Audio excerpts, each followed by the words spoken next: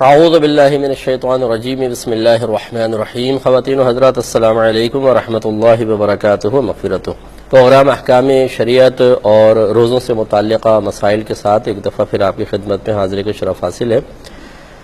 پچھلے پروگرام میں آپ کو بتایا تھا کہ نیت دل کے پختہ ارادے کو کہتے ہیں۔ رمضان کے روزے کی نیت رات میں بھی ہو سکتی ہے، اور اگر کسی کی آنکھ نہ کھلے تو وہ دن میں اگر آنکھ کھلتی ہے مثال کے طور پہ تو دحوہ کبریٰ جس کو ہم زوال آفتاب بھی کہتے ہیں، اس سے پہلے انسان نیت کر سکتا ہے، لیکن ارادہ یہی ہو، نیت یہی کرے کہ میں طلوع فجر سے روزے سے ہوں اور روزے کو توڑنے والا کوئی عمل روزہ یاد رکھتے ہوئے جان بوجھ کر نہ کیا ہو۔ مثال کے طور پہ صبح 9 بجے آنکھ کھلی تو انسان نے سوچا چلو تھوڑا سا پانی پی لوں پھر میں روزے کی نیت کر لوں گا، کیونکہ زوال سے پہلے کر سکتے ہیں، اور اس نے اسی طرح کر لیا تو یہ روزہ نہیں ہوگا، کیونکہ اس نے جان بوجھ کر پانی وغیرہ پی لیا ہے۔ ہاں اگر بھولے سے پی لیا تو یہ تو معاف ہوتا ہے، کیونکہ نبی کریم صلی اللہ علیہ وسلم نے عین حالت روزہ میں بھی اگر کوئی بھولے سے کھا پی لے تو اسے اللہ تعالیٰ کی جانب سے قرار دے کر اس شخص کو بری ذمہ قرار دیا ہے۔ جیسے کسی نے پوچھا کہ ایک شخص نے بھولے سے کھا پی لیا تو آپ نے شاید فرمایا اس سے کہو کہ وہ روزہ پورا کرے، اس لیے کہ اسے اللہ تبارک و تعالیٰ نے کھلایا اور پلایا ہے۔ تو ابھی آج جو انشاءاللہ آپ کو دو تین چیزیں عرض کریں گے۔ ایک تو یہ کہ روزہ کن چیزوں سے ٹوٹ جاتا ہے، دوسرا روزہ ٹوٹنے کے ذرائع کیا کیا ہیں یا اس کی صورتیں کیا کیا ہیں، اور کس صورت میں قضا اور کفارہ دونوں ہوتے ہیں اور کس صورت میں صرف قضا ہے، کفارہ نہیں لازم آئے گا۔ تو یاد رکھیں کہ روزہ ٹوٹنا 3 طریقے سے ہوتا ہے۔ ایک تو یہ کہ آنکھ، ناک یا منہ کے ذریعے کوئی شے داخل بدن ہو جائے اور وہ شے بھی ایسی ہو کہ اس سے بچنے میں کوئی شدید حرج اور تکلیف اور ضرر نہ ہو تو یہ روزے کو توڑ دے گا۔ تو اس سے معلوم ہوا کہ مثال کے طور پر ہم نے آنکھ، ناک اور کان کا ذکر، آنکھ، ناک اور منہ کا ذکر کیا، اس کا مطلب ہے کان کے ذریعے کوئی شے اندر جائے گی تو روزہ نہیں ٹوٹے گا۔ فقہاء اسلام نے جو سابقہ دور کے تھے علماء متقدمین، ان میں سے آپ دیکھیں گے اکثر فقہ کی کتابوں میں لکھا ہوگا کان میں دوا ڈالنے سے روزہ ٹوٹ جائے گا، آنکھ میں ڈالیں گے تو نہیں ٹوٹے گا۔ یہ چونکہ میڈیکل سائنس کی اتنی ترقی نہیں ہوئی تھی تو پچھلے زمانے کے فقہاء اسلام نے ظن غالب پر اعتماد کرتے ہوئے کہ انہوں نے گمان کیا کہ شاید کان، جب کوئی چیز کان میں ڈالی جائے گی تو ضرور حلق تک پہنچے گی اور اندر اتر جائے گی، لہذا انہوں نے حکم دیا کہ کان میں دوا ڈالیں گے تو روزہ ٹوٹے گا۔ اور انہوں نے گمان کیا کہ آنکھ اور حلق کے درمیان کوئی روٹ یا پیسیج نہیں ہے، تو اگر ہم آنکھ میں دوا ڈالیں گے تو وہ حلق تک نہیں پہنچے گی، تو انہوں نے کہا کہ آنکھ میں دوا ڈالنے سے روزہ نہیں ٹوٹے گا۔ چونکہ اس مسئلے کی بنیاد اجتہاد پر تھی، ظن غالب پر تھی، کوئی قرآن و حدیث کی صریح جزی یا حکم ایسا موجود نہیں تھا، لہذا جب میڈیکل سائنس نے ترقی کی اور واضح ہو گیا کہ اگر کان کا پردہ سلامت ہو تو کوئی شے کان کے اندر ڈالے حلق تک نہیں پہنچتی، لیکن آنکھ اور حلق کے درمیان باقاعدہ ایک روٹ اور پیسیج ہے، ایک راستہ ہے، آنکھ میں دوا ڈالیں گے تو حلق تک پہنچے گی۔ یہی وجہ ہے کہ آپ دیکھیں کہ جب ہم آنکھ میں دوا ڈالتے ہیں تو بعض اوقات آنکھ کی دوا کا کڑوا پن حلق میں محسوس ہوتا ہے، تو حکم بدل گیا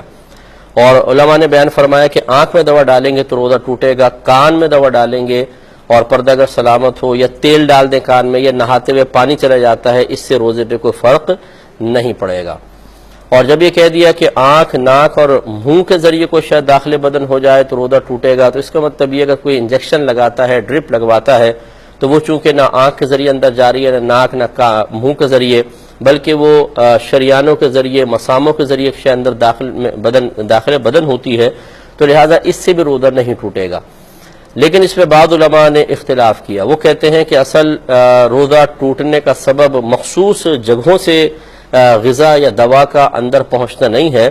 بلکہ کسی بھی شے کا جسم کے اندر پہنچ کر اصلاح بدن کا سبب بننا جیسے دوا کرتی ہے، یا تقویت بدن کا سبب بننا جیسے کہ غذا کرتی ہے۔ لہذا انجیکشن سے بھی چونکہ یہی چیز حاصل ہو رہی ہے، فائدہ حاصل ہو رہا ہے، تو لہذا انجیکشن سے بھی روزہ ٹوٹنا چاہیے۔ اب اس میں ہو گیا چونکہ اختلاف، جب مختلف ہی مسئلہ ہو تو بہتر یہ ہوتا ہے کہ جانبین کی رعایت کی جائے، لہذا ہم اسی بات پر فتویٰ دینا بہتر محسوس کرتے ہیں کہ اگر کوئی شخص ایسا ہو کہ ڈاکٹروں سے کہے کہ اگر آپ نے انجیکشن یا ڈرپ نہیں لگوائی تو روزہ پورا کر ہی نہیں سکتے ہیں، تو پھر وہ ان فقہا کے قول پر عمل پیرا ہو کر ڈرپ لگوا لے، روزہ اور انجیکشن لگوائے کہ جو یہ کہتے ہیں ان سے روزہ نہیں ٹوٹتا اور روزہ رکھے۔ اور جس کو جو اس کے بغیر بھی آرام سے روزہ پورا کر سکتا ہے وہ ان فقہا کے قول پر عمل پیرا ہو جو یہ کہتے ہیں کہ انجیکشن یا ڈرپ سے روزہ ٹوٹ جاتا ہے، لہذا اس کو احتیاط کرنی چاہیے۔ کر رہے تھے کہ روزہ کن وجوہات کی بنا پر ٹوٹتا ہے، تو ایک آپ کو بتایا ذریعہ اور سبب ہے آنکھ، ناک یا منہ سے کوئی دوا یا غذا داخل بدن ہو، اور اس کے داخل بدن ہونے میں یعنی اس کو روکنے میں انسان کوئی شدید حرج اور تکلیف میں بھی مبتلا نہیں ہو رہا تو روزہ ٹوٹے گا۔ تو اس کا مطلب یہ ہوا کہ اس سے ایک مسئلہ یہ بھی واضح ہو گیا کہ اگر کسی چیز کے داخل بدن ہونے میں بہت ہی زیادہ کثرت ہے اور اس کے بچنے میں انسان انتہائی سخت مصیبت اور شدت اور تکلیف میں مبتلا ہوگا تو وہ چیز معاف ہوگی۔ مثال کے طور پر جیسے آپ روڈ پہ جاتے ہیں، آج کل ہمارے کنسٹرکشن کا کام ہو رہا ہے کراچی میں اور انتہائی سست روی کے ساتھ ہو رہا ہے اور پوری کراچی والوں کی زندگی عذاب میں مبتلا ہو گئی ہے، تو اتنی تیزی کے ساتھ ڈسٹ اڑتی ہے اور اتنی تیز ہوا کے ساتھ کہ ناک میں چڑھ جاتی ہے، حلق میں چلی جاتی ہے، آنکھوں میں چلی جاتی ہے، تو اس سے چونکہ بچنا ممکن نہیں ہے تو یہ معاف ہوگی۔ اسی طرح اور بھی چیزیں میں عرض کرتا ہوں، آپ کی خدمت میں عرض کر رہے تھے کہ اگر کوئی ایسی چیز ہو جس سے بچنا انتہائی دشوار ہو اور وہ داخل بدن ہو جائے تو شریعت نے اس کو معاف رکھا ہے، جیسے یہ ریت اڑ کے آنکھوں میں چلی جاتی ہے، منہ میں چلی جاتی ہے۔ اسی طرح دھواں ہے، کیسے آدمی بچ سکتا ہے، ٹریفک میں سفر کر رہا ہے، گاڑیوں کے دھوئیں ناک کے ذریعے اندر چلے جاتے ہیں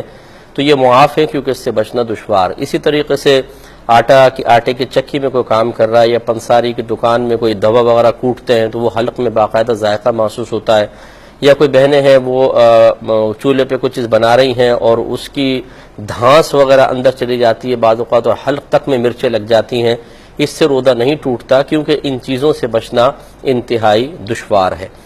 لیکن اب یوں نہیں کر سکتے ہیں کہ کوئی سگریٹ پی اور کہے کہ جی دھواں سے بچنا تو بڑا دشوار تھا، میں نے سگریٹ پی لی تو کیا ہوا اگر اندر چلا گیا تو، کیونکہ سگریٹ سے بچنا دشوار نہیں ہے، دھوئیں سے بچنے میں دشواری ہے، تو لہٰذا سگریٹ پینے سے روزہ ٹوٹ جائے گا۔ اگربتی کا مسئلہ یہ ہے کہ اگر اگربتی کہیں سلگائی ہوئی ہے اور وہ فضا میں اس کو دھواں پھیل گیا اور پھر ناک کے اندر چلا گیا تو کوئی حرج نہیں ہے، اور اس سے روزہ نہیں ٹوٹے گا۔ لیکن اگر کسی نے اگربتی کے قریب جا کر جان بوجھ کے سانس سے دھوئیں کو اندر کھینچا ہے تو پھر یہ اس میں تو کوئی حرج نہیں تھا نا، اس میں تو کوئی تکلیف یا ضرر کا پہلو نہیں تھا، یہ تو جان بوجھ کر اپنے لیے ایک مصیبت کھڑی کی کہ جان بوجھ کے اس کو کھینچ کے حلق تک پہنچایا، اس سے روزہ ٹوٹے گا۔ اسی طرح پان کھانے سے، نسوار کھانے سے یا پیسٹ اس طرح کرنے سے کہ حلق میں اس کا ذائقہ محسوس ہو جائے روزہ ٹوٹ جائے گا۔ علماء کرام نے پان وغیرہ کھانے یا نسوار رکھنے کو تو مطلقاً منع کیا ہے کہ بالکل نہ رکھی جائے۔ اگر کوئی کہے کہ نہیں میں صرف یہاں پہ رکھوں گا پان اور پچکاریاں پھینکتا رہوں گا، حلق میں نہیں اترنے دوں گا، تب بھی غیر محسوس طریقے سے جو تری ہے وہ حلق کے اندر پہنچ جاتی ہے، لہذا پان کے یا نسوار کے ذریعے روزہ ٹوٹنے کا حکم دیا جائے گا۔ ٹوتھ پیسٹ کا مسئلہ بھی یہی ہے کہ اگر پیسٹ کو انسان کرتا ہے غیر محسوس طریقے سے حلق میں ذائقہ محسوس ہو سکتا ہے، لہذا اس سے اجتناب کیا جائے۔ صرف مسواک استعمال کرے، وہ بھی ہلکی سی گیلی کر کے، تازہ مسواک بھی نہ ہو کہ اس کا رس وغیرہ کا ذائقہ باقاعدہ محسوس ہو، اس کو استعمال کریں، یہ زیادہ بیسٹ ہے۔ اور دوران روزہ حتی الامکان کوشش کریں کہ اس طرح کی کوئی چیز استعمال نہ کریں کہ اس کا ذائقہ حلق میں محسوس ہو کے روزہ ٹوٹنے کا سبب بن جائے۔ دوسرا جو سبب ہے وہ ہے وومیٹنگ، قے کے ذریعے روزہ ٹوٹ جاتا ہے، اس کو الٹی بھی کہتے ہیں، لیکن اس کے لیے 3 شرطیں ہیں۔ نمبر 1 روزہ یاد ہو، جس وقت قے آ رہی ہے تو روزہ یاد ہو۔ نمبر 2 جان بوجھ کر کوئی ایسا عمل کیا جائے کہ جس سے وومیٹنگ ہو، اور نمبر 3 وہ منہ بھر قے ہو۔ منہ بھر کا مطلب اتنے پریشر کے ساتھ آئے کہ اس کو روکنا ممکن نہ ہو۔ یہ تینوں شرطیں جمع ہوں گی تو روزہ ٹوٹے گا، ورنہ نہیں۔ یعنی روزہ یاد ہو، جان بوجھ کے کوئی عمل کیا اور منہ بھر قے ہو، لہذا اگر روزہ یاد نہیں تھا، جان بوجھ کے عمل کیا، منہ بھر قے بھی آئی، نہیں ٹوٹے گا۔ روزہ یاد تھا، جان بوجھ کے عمل کیا، منہ بھر نہ آئی، نہیں ٹوٹے گا۔ روزہ یاد تھا، منہ بھر قے آئی لیکن جان بوجھ کر نہیں کیا، ویسے ہی زیادہ ٹھونس لیتے ہیں جس سے ہم لوگ سحری کے اندر، اور اکثر عادت ہوتی ہے اور متلی ہو جاتی ہے اور وومیٹنگ ہو جائے، چاہے کتنی زیادہ ہو، اس سے روزہ نہیں ٹوٹے گا، اس پہ کوئی فرق نہیں پڑے گا۔ جان بوجھ کے کوئی عمل کریں گے تو ٹوٹے گا۔ تو یہ 3 شرائط ذہن میں رکھیں۔ اور آخری کے جسمانی یعنی کسی بھی طریقے سے خود پر غسل کو واجب کرنا، اس سے روزہ ٹوٹ جاتا ہے، وہ چاہے جسمانی تعلق کے ذریعے ہو یا بغیر کسی جسمانی تعلق قائم کیے، جان بوجھ کے روز غسل فرض کیا جائے گا تو روزہ ٹوٹ جائے گا۔ تو فرض کرنے سے روزہ ٹوٹتا ہے، فرض ہونے سے نہیں ٹوٹتا۔ لہذا معلوم ہوا کہ کوئی اگر حالت روزہ میں سو رہا ہے اور دوپہر میں سوتے ہوئے احتلام ہو جاتا ہے تو اس سے روزہ نہیں جائے گا، کیونکہ یہ غسل فرض تو ہوا ہے، غسل فرض کیا نہیں گیا ہے